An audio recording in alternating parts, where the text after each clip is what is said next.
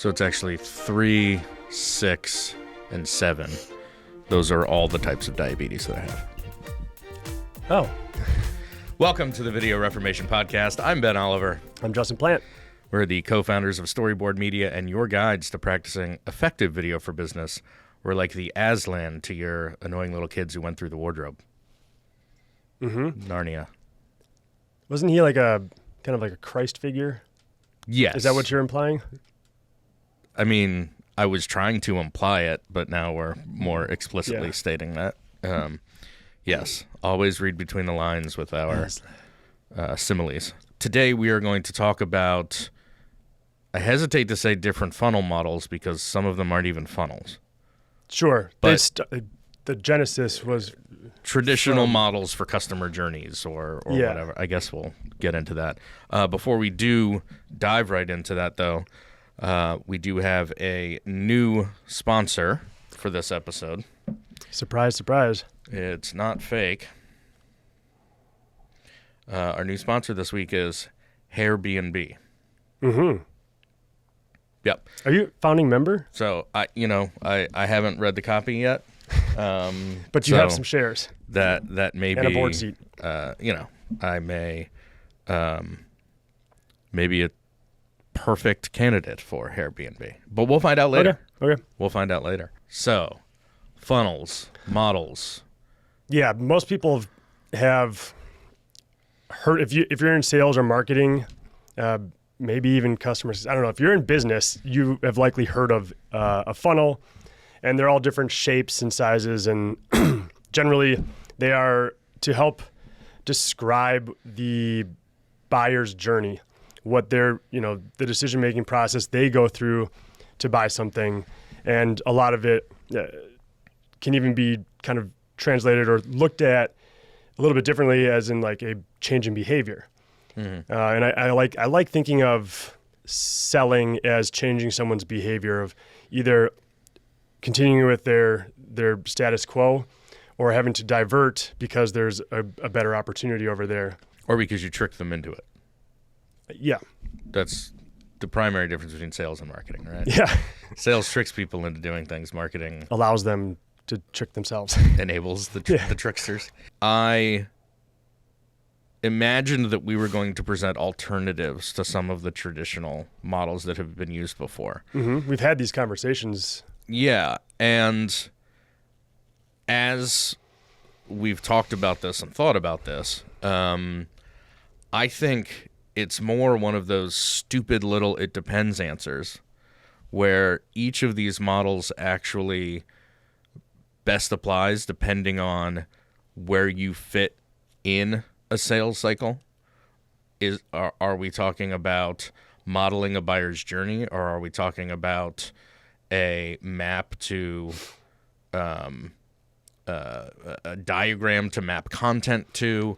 Yeah, I think it's been perverted in that direction. Like, all right, so at the top of our funnel, we're going to have this blog post or a bunch of blog posts, and it's going to drive traffic to this and so on. It is about the change in behavior from a buyer's perspective. It's their change in behavior, not what you're doing. Because these things existed. Buyer's journeys existed before content marketing did. Sure. And I think HubSpot is probably, do I want to say to blame?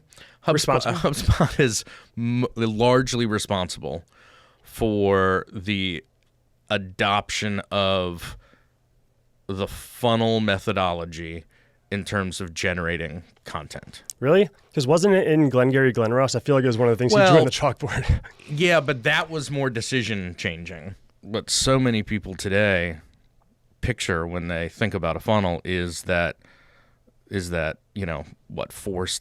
HubSpot funnel that is, awareness, consideration, decision, purchase, whatever those steps are. Right, because that's another thing is everybody kind of has a different name for each of those steps in that process. Which I think is appropriate. Yes, absolutely. Yeah. They were kind of motivated by showing the opportunities for marketers to create content as content marketing was becoming king. Yeah. But like you said, this decision change process has been around, I mean, probably forever. But even the Glengarry Glen Ross version, right? AIDA. What are they? Attention, interest, desire, action. I can just right off the top of my head there. Yeah. AIDA. It's about, fundamentally, all of these models are about getting someone furthest from a purchase to, like, through that purchase. From a point of where they don't know either that a problem exists. Right. Or they don't know that a brand exists. That a solution, yeah. Much less a solution. And these funnels can be applied to simply to awareness, right? To how do we make people aware of our brand, like you were saying. As a brand manager, that may be your job, is to just make sure that people think of your brand and know your brand. Yeah. And then what gets interesting is when HubSpot then a couple years ago says, you know what? The funnel isn't right. Fuck that. We're going to go with the flywheel, which of course we all know James Watt invented. I think that's almost the point where it was just this, it was the people who had popularized the modern version of this funnel saying, you know what, this isn't right. But when you put the two side by side, I feel like the flywheel is just missing some things.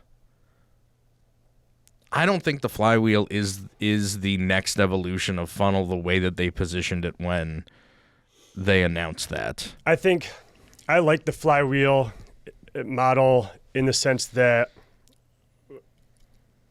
a lot of companies' revenue, especially B2B revenue models today, are subscription based, and you want to continue that momentum and inertia, and not just keeping them as a customer, but growing that account and building that momentum as it rolls. That flywheel rolls. I can see it now. We're actually going to end up building a Rube Goldberg machine of funnels in this episode is what's going to happen.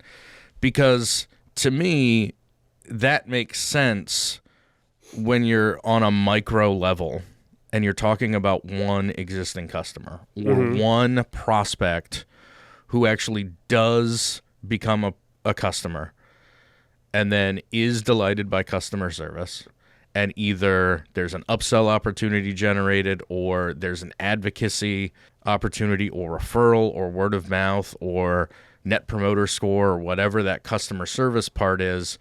But then the idea is that then that person then goes back into some kind of like, right, because it's cyclical, that one person even is being sold something over and over again. Well, I think, it's like a nurturing model. And I think that promoting the flywheel as the new funnel only goes to help HubSpot as a marketing automation. So you have to look at it through that lens. Yes, that was between the lines there too. But if we back up to the funnel, one of the two key things that I like about the traditional, did I say that? Traditional? Almost. Almost. I think I missed the A in the beginning there. Yeah. The traditional. You don't really need the vowels. No. According to a lot of brands these days. Yeah, according to Wordle. That's too soon? No, it has two vowels in it. Two things that I really like about the traditional funnel model, especially when it's represented like this, right? Is part of that is that you're talking, it's if the flywheel is a micro view, the traditional funnel is a very macro view. If you look at all of the potential prospects that are out there, whatever it is that you're selling, there are a finite number of potential people who could buy what you're looking for. So all of those people, you'd like to get into that awareness band at the top, which is the widest band. But part of what the funnel model teaches or reinforces or whatever it is that audience necessarily actually narrows down as you get closer, because there are people who are then no longer a fit for your product or service. So if you look at it as a marketer or a salesperson saying, I want to go from this broadest piece of all of these potential prospects and then use this process as I better educate people, better inform people, give them the information they need to consider, decide, whatever, I then get down to the best fits for my product, right, or service. And I feel like that is, and then the other thing with that too is when it is positioned like this, there is that kind of force of gravity, right? There is that, like when you think about something actually going through a funnel, it's going down from the wide part into the small part. Yep.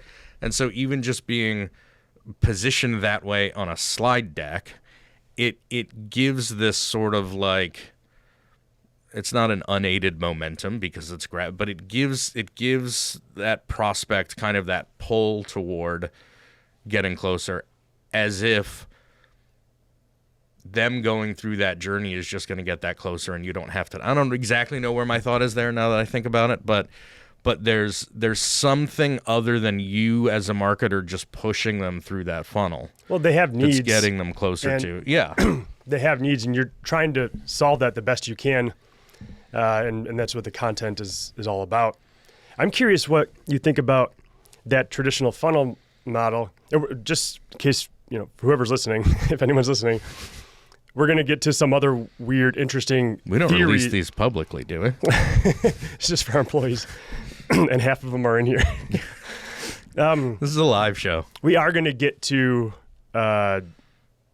several other theories of funnels. But right now we're just kind of breaking down the current traditional funnel. What do you think about that traditional, or how, I guess maybe we are getting into a theoretical funnel here, for ABM, account-based marketing? So let's say you're selling, and I know we're usually B2B, but the first thing that comes to mind is like, I sell to state government officials, but they don't come about every day, So you've got new businesses starting up every day in various industries, but there's only 50-ish states. Sure. So what happens as people fall out? Is there some sort of like, weird jet stream thing? Like, I'm just curious what that might look like, and how ABM marketers draw their funnel, or they draw their buyers' decision-making process. Yeah, I think the way that, was it Terminus? Is that what they're called?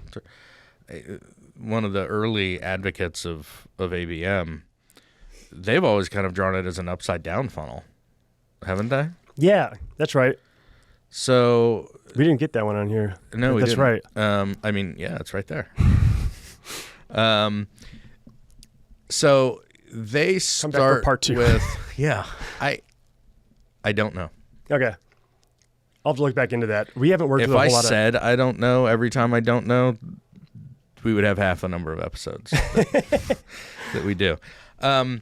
I think, right, it's account-based marketing is at its core, you've identified who the individual possibilities are. And that's finite. And that is finite, and that is specific. And then there's some element of it where I don't know. I don't understand. I haven't ever paid enough attention to. Yeah, me neither. Model. And there's some folks even here in the Triangle who are really, really, which is why well known about it. Should we just kind of touch on what these other ones are, and just to give us a little sneak preview? Yeah. So I mean, if we start with the HubSpot traditional funnel model, then they a couple years ago said flywheel is the way to go. Right, and flywheel has some advantages for it too. It does have that kind of self-sustaining momentum kind of aspect to it. Just like the funnel has that kind of pull of gravity down toward that purchase decision. There's one that sometimes when you look at marketing and sales funnels that then prior to the flywheel but did include kind of post-sale marketing, it then tends to, it looks like two triangles on top of each other, like an hourglass. The conjoined triangles of success, Right. as it were. Yeah, that was Jack Barker, from the CEO of Pied Piper. Yes. But his were together, Yes. like that. See that? And then, but you really flipped that on its side. You pulled it apart and reassembled it. Yeah, I put the points together. And I'm still waiting for, you're still waiting for a reply from him. Yeah. But the email keeps bouncing. Right. That actually then uses that intersection of those two funnels, that vertex, if you will, to indicate kind of the purchase decision. So the top half, the funnel, is getting somebody through marketing and sales to the point where they become a customer. And then how do you leverage that customer for loyalty, advocacy, etc., And growth. upsell, repeat purchases, exactly. Land and expand, referrals, word of mouth. Right. Anytime we talk about referrals, we need to talk about the law of diffusion of innovation, which we talk about a lot on this podcast. Which is another type of funnel, but it's more of a different axis of. Yeah, it's the adoption. It's the evolution of. It's the evolution of your market. Yeah. Yes. So that would go at the front end of the Rube Goldberg machine of funnels, right? Yeah, and then a couple years ago, I started talking about more of a content funnel, but in building out roadmaps, a really apt metaphor to me is like the Price is Right game Plinko. You put that like puck in at the top. So to me, that it's another micro level content funnel where you drop someone into that, and the gravity is kind of pulling them closer to that buying decision, right? Always closer to purchase. It is in Plinko. In reality, the buying process sometimes. Well, yeah, but that's the thing about Plinko is like sometimes they're like the physics work where even though gravity's pulling it down, it then bounces off of one of those little peg things, and it can move laterally. Because as a buyer is searching for a solution, they think they're headed here, and then all of a sudden they see something, and now they're way over here. Well, and I also like to so as they learn more. In fact, specifically, it's probably the most apt model for the self-educational buyer's journey, which is now kind of the prevalent buyer's journey, at least in B2B, is somebody, basically, I think the way that they say it is they get 85% of the way through the process before they're willing to engage with sales. To me, it's actually then creating those pegs or those slots in the content that you create, whether that's ebooks, blogs, videos, whatever it may be, because you can kind of direct them certain ways, but then depending on what that individual needs based on their pain points, their problems, their solutions, they're going to be drawn to other things. And you almost have to just create this library of content that can help educate and better inform those prospects, because you don't have the advantage of a salesperson right then, right? You're leaving it to your buyer, which I don't think a lot of marketers would trust the buyer to take the right journey. So you almost have to just put so much stuff out there that as they bounce around from place to place, you're at least putting something there where they land next. See, that seems like a realistic visualization of a modern buying process. It does. But it's incredibly frustrating for marketers and salespeople. Yes.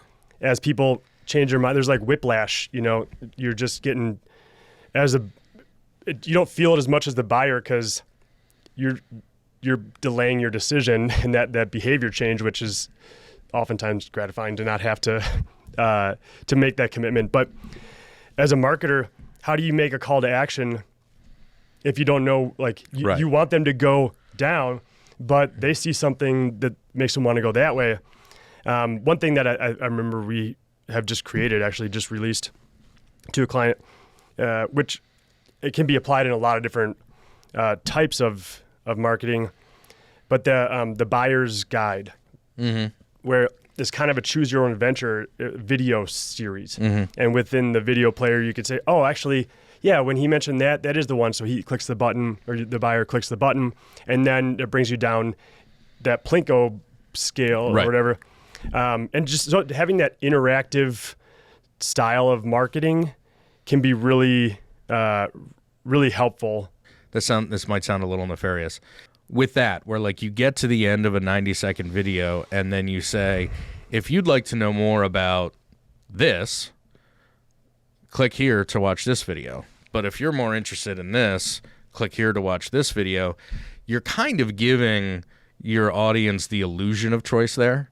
You're still only giving them two options, but it does feel, I think, a little more empowering and a little more personalized, or maybe not personalized, but individualized, so that now, then, if on top of that you can accurately track those metrics and understand which individual person is watching which videos, it's going to help once they do say, I'm interested in talking to someone about this. That's really important information for you can see the decisions they made along the way. And also on a macro scale, you can start to see where the grooves are in this Plinko thing, and start to see that 80% of our customers start here and then end up over here. Right. And that's really, really great information. Yeah. Instead of directing someone towards a solution, and maybe it's not the right solution for them, but they bought it anyhow because it's the best thing that they could find. Yeah. Now they get to decide. It's great for the marketers because they get to see the results, and it's more of like, it's kind of like a A/B through X texting or testing. Another thing that brings up too is you need to create a large volume of content for this self-educational buyer. Yeah. And mostly video, right? Well, absolutely. Yeah. The vast majority of your marketing budget should be going to storyboard media, to video. Yeah. Yes. You shan't just create a piece of content, a topic in one medium. So, the buyer's guide, a buyer's guide example, because I think you were actually mixing two projects that we did. There was a buyer's guide, and then there was the user journey thing. But the buyer's guide brings up another point that was something where we took a client's highest performing piece of gated content, their highest converting piece of content, and turn that into a video series. The more recent development we've had in terms of a customer journey. Oh, let's reveal that one after the sponsor. Should we say that one? Yeah. That's my favorite. Yes, is coming up after we hear from our sponsor. That's a much better. Yes. Much better tease. Okay, our sponsor today is Hairbnb, and it pretty much explains itself. So, people have hair. Yeah. Right? Now, you're familiar with Airbnb? Yep. Right? It's a place where people can like put up a house or a guest room or whatever for people to rent. Well, what if you were someone like me and you had a really important pitch meeting to go to, and you know that people are biased toward bald people. You know in your heart that people are biased toward bald people. Okay. This all. Okay. Yeah. Right? Yeah. I'm not gonna. You would want to look your best that day, and with Hairbnb, you can actually find wigs near you that belong to other people, but you can kind of pick and choose and have a different hairdo each day without the additional cost of ownership of all of those wigs yourself. Oh wow! So let's say you were in a sales meeting, or let's say you're going on a date with Gen Z. You might want like purple hair. Absolutely. But you don't want to have that overhead cost of maintaining and purchasing a purple wig. Right. Or, God forbid, if you had hair, dyeing your hair purple. Right. Just for that one date with Gen. Yeah. Gen Z. Yeah. That's what I thought you meant when you first said it. I was like, who is Gen Z? Hi, Jennifer. Nice to meet you. Oh, I go by Jen. Yeah, so that's pretty much it for Hairbnb. It's a wig rental. It's a crowdsourced wig rental platform that I have just invented. And so not only... No way, wait. Yeah. Okay, so it is a real... Yeah. See all that copy right there? Yeah. I am not only the president, but I'm also a member. And the only customer? Yeah. So it's a network effect. Like you need to have more... Right. And the only problem with the platform right now... So why are you putting it on our podcast? I don't know. The only problem with it right now is we don't actually have anybody who owns any wigs on the platform renting out wigs. I don't think I know a single person who owns a wig. Then they're wearing a good wig. Yeah. Because if Do you you have one don't on know, no, not Left today. it. Okay. Yeah. If we had the platform fully up and what we're looking for is seed money. That's really what this. Not so much an ad, but a Right. an Not so ask. much an ad, but I'm workshopping the pitch. Yeah. Yeah. Good for you. I got Google demo days next week. Yeah, And do you? this is where I'm at right now with it. Hairbnb. Is it just for the head? Nope. Okay. Nope. In fact, if you would like to donate your back and chest hair, I'm sure there are people who, especially as it gets warmer, would love to go out with a tank top on, but have it also look like they've got a sweater. Because it's warm midday, but it's still a little chilly Well, at also, nights. like that sun damage can really cause some issues. And, you know, UV ratings for body Built-in. hair. Yeah. I feel like we've gotten off track here. So, yes, thank you to our new sponsor, Hairbnb. so we've talked about traditional funnels and where this all started. And then the evolution of these funnels to flywheel, to a conjoined triangles of success, to Plinko, which is kind of it is a pretty realistic look at the modern B2B buying process, or even just like B2C, whatever, any consumer. So you really could start off by looking at the law of diffusion of innovation bell curve and looking at your market as a whole and understanding what's your product maturity, who's buying your product. Is it the early adopters, early majority, late majority? So that is a great thing to bring up. Thank you. Is that I Good. was going to let Let's you ramble talk about that more. Is your funnels, your funnel for your buyers will evolve over time. Yes. And the way that people buy and consume your product or your service changes as your product and service matures. People will buy differently. Right. And they need different things. As you go from left to right on that bell curve, your buyers are willing to take less risk, but the ones who are willing to take the risk are the ones who help you develop it for a broader audience too. They're the ones who are willing to say, I want on this because it looks interesting. Mm-hmm. This looks ahead of the curve. This looks bleeding edge. Like, I want to be a part of this on the ground floor. And as part of that exchange, oftentimes, they're able to provide feedback. I remember when we started with ClickUp, Yeah. we would send a support request and we'd hear back from one of the founders. And like 2 days later, there'd be a new feature. Yeah. Because we had said like, hey, it'd be really cool. And they actually if. marketed it really well. Yes. Their emails for updates are amazing. And now ClickUp has gotten to this level where I doubt the founders are responding to any of those. Right. But because we were one of those real early adopters, we had that access and we were almost a beta audience for them. But our usage and our suggestions helped them build out the platform so that it was less risky for someone who was then in that less risk-averse state to come in a year later and adopt their platform for themselves. And it's an ecosystem because we enjoyed that opportunity to give feedback and help shape the product because we are still looking for the perfect project management platform. Right. And if there's one out there who's willing to listen to us, we'll tell you everything we need. You go build it. Have you heard about Hairbnb's project management platform? No? That might be a pivot that's coming soon.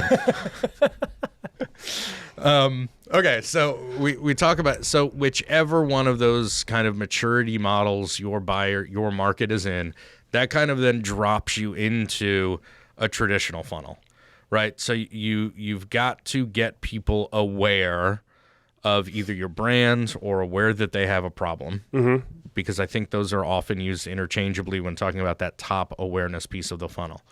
But if we're now in this kind of triangle-shaped funnel, to me, the top part of that funnel, down to that kind of bottom point, is that marketing and sales journey down to where somebody makes that purchase.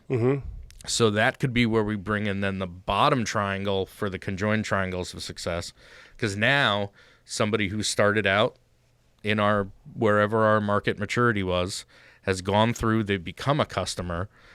Now this is where I think the conjoined triangles of success, which then turns those customers into upsell opportunities, long-term customers, advocates, where they keep buying, they keep recommending, those kinds of things.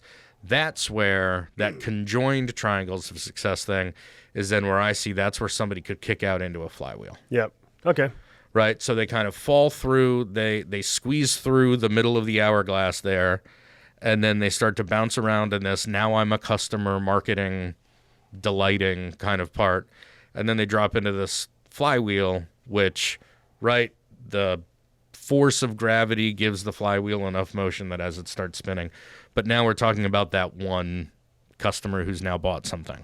So you are mashing them all together. It's kind of working. I'm trying to kind of go from the macroist level to the microist level. And then within that, I think where Plinko fits is then if we go back to that traditional funnel, that's kind of that content marketing model within the top half of those conjoined triangles. I do think they actually do all fit together in an ecosystem of the admittedly complex buyer's journey of a B2B buyer. And I would say the bottom. Okay. Now you go. Wherever we are in the maturity of our company, the buying. Does everybody know what a funnel is? You said the top half of this traditional funnel is the Plinko model. I would say the bottom half is the one that I've been looking forward to talking about the most, which is the funnel cake. The funnel cake. Let's let that sink in for a second. Yeah. Funnel cake. The funnel cake. Which is you lure your customers in with treats, delicious little fried treats. With complex carbohydrates that have been deep fried. Complex, not at all. Let's touch on the funnel cake, and then we can explain why it fits at the bottom, or at least why I think it does. I think the funnel cake was an absolute accident in an internal meeting.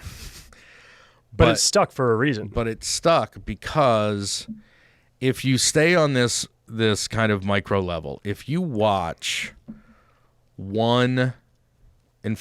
if your tracking and analytics are setting the right cookies and tags and whatever, if you were to visually map out your customers' journeys and how they actually got from not on your radar to a paying customer, it would look very much like a funnel cake looks. It goes all around. It loops back on itself. It overlaps itself. It's unique every time. Yes. It's this individual, almost chaotic view that, despite its like seeming randomness, actually kind of comes out with a very tasty result. Right? And some people put powdered sugar on top. Some people put gravy. Fried Twinkies. Another dimension of looking at the funnel cake model is that in a B2B buying process, as you said, like at the top of the funnel, that we have the Plinko side, where one or maybe two people, representatives from the buying committee, let's call it, are doing that discovery process and trying to understand, does this product or this brand work for us? And then we get to the bottom, and that's where typically more executive level people come in to help make that decision. And so funnel cakes are big. You got a lot of people that you can feed with a funnel cake. So all of a sudden Funnel cakes feed more than one person? They can.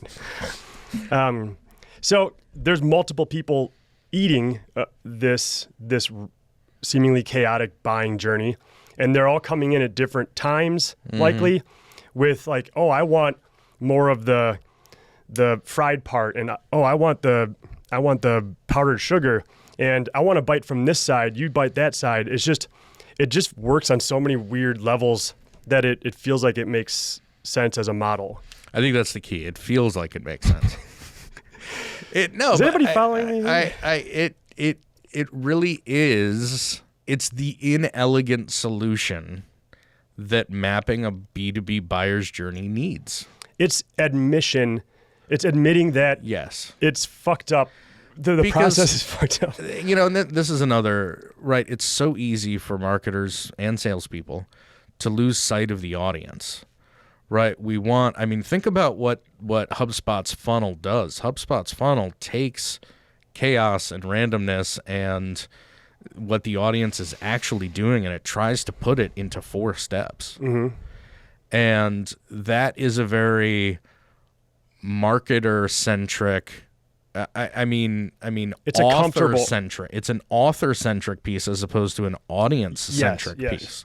We so often see with our clients and prospects how when it comes to messaging and scripting and those kinds of things, people are naturally drawn to what appeals to them without thinking, is this what's going appeals to themselves as the author, as the creator of said piece of content, as opposed to what the audience is going to connect to.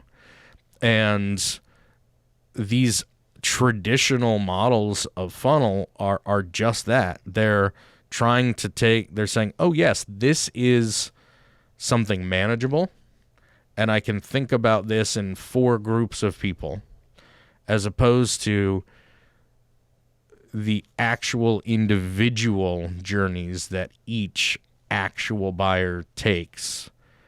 And that's where the Plinko model and the funnel cake model, to me, are just so much more actual buyer focused as opposed to, audience focused as opposed to author focused. Mm-hmm.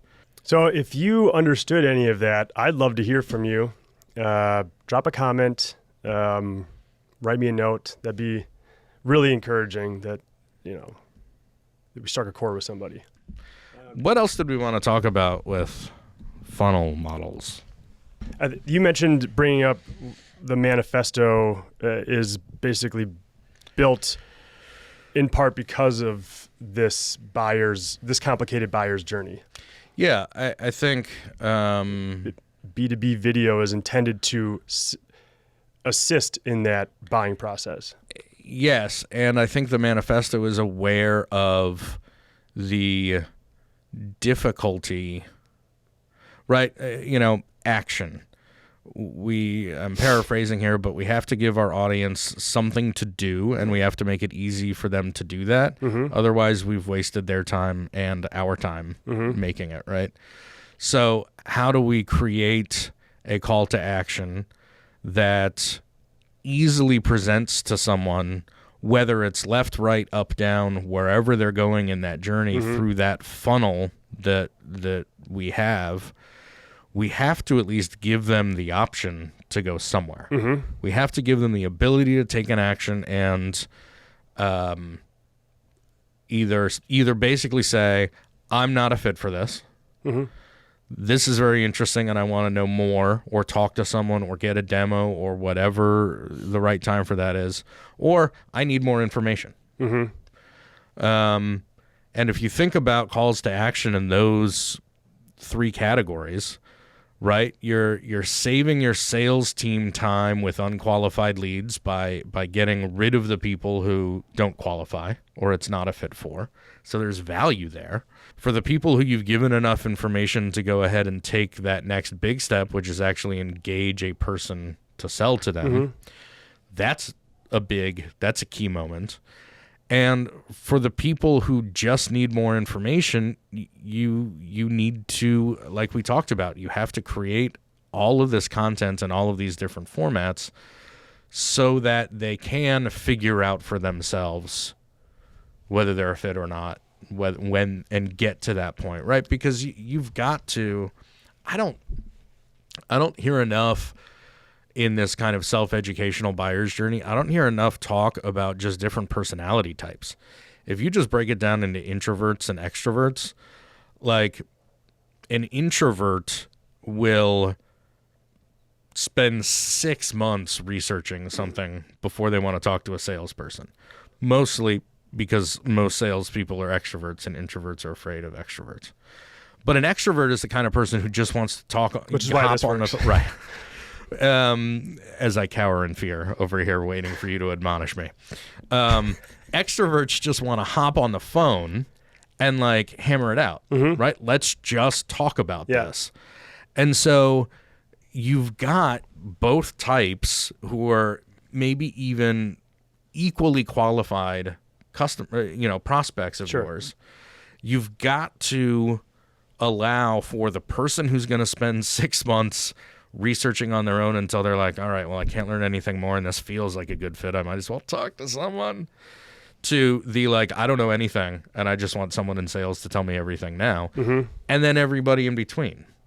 And that's why we need to create this content that not only drives people closer, but is delivered in multiple ways, because then you've also got learning styles and time. And is somebody going to read a 27-page PDF, or are they going to watch a 3-video series of 2 minute videos each?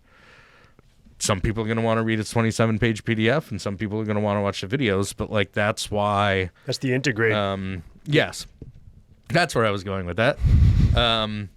Right, because our video content doesn't live in a vacuum. It's aware of and works with the other content that we have. And we also briefly touched on integrating with platforms too. If you've got the analytic tracking information about an individual prospect, that can help you lead score to identify how qualified an MQL is, or elevate them from an MQL to an SQL. It can also be really interesting information for a salesperson to have going into that first conversation, is to know what topics, what features, whatever are the things that they have consumed the most, so that you can tailor your conversation as a salesperson to those things, or at least anticipate that they're going to want to, that those are the things that they're most engaged with. And again, if you're, that's a really good point. And if you're tracking all that as well, you start to see how people are buying. You can start to draw a more legitimate, instead of theorizing the everything, at least this moment in your company or product or market maturity, you've got a good sense of what it is. And then you jump to the next level of maturity and it's all over again. Justin, before we wrap up, we didn't talk about Prochaska's transtheoretical model of change. I know, I tried to skip right over that. I love that. I love that model. I just like saying Prochaska, honestly. And transtheoretical. Yes. And we might as well throw in model of change while we're at it. It's all fun to say. But that's more of the behavior or adoption of a behavior, a new behavior. Right, which is where all of this started. What I like about that one is that it does acknowledge a moment after the sale or the behavior change of relapse, going back. And then you have to re-enter that cycle. So I like that they acknowledge that there's a relapse moment. Okay, so quick recap. Funnel cake. Yeah, funnel cake was the big winner today. Yeah. So HubSpot is to blame for the funnel and the flywheel. Silicon Valley's Pied Piper is to blame for the conjoined triangles of success. The Price is Right is to blame for Plinko. And the circus carnies are responsible for funnel cake. Smell like cabbage. And if you understand that, then you probably should host an episode of this podcast. This podcast being the Video Reformation podcast, and we thank all of you for sticking with us as we very much bounced around like we were making our own funnel cake on this one. Yeah, it was a delight. But yes, a hearty discussion of buyer's journey models and their implicit advantages and disadvantages. And the admission that it's all kind of fucked up and nobody really knows. Yeah, you're trying to put order to chaos, which is always a fool's errand to some extent. So just give up now. Yeah. Quit your job. Everybody's doing it. Quit your job. And on a high note.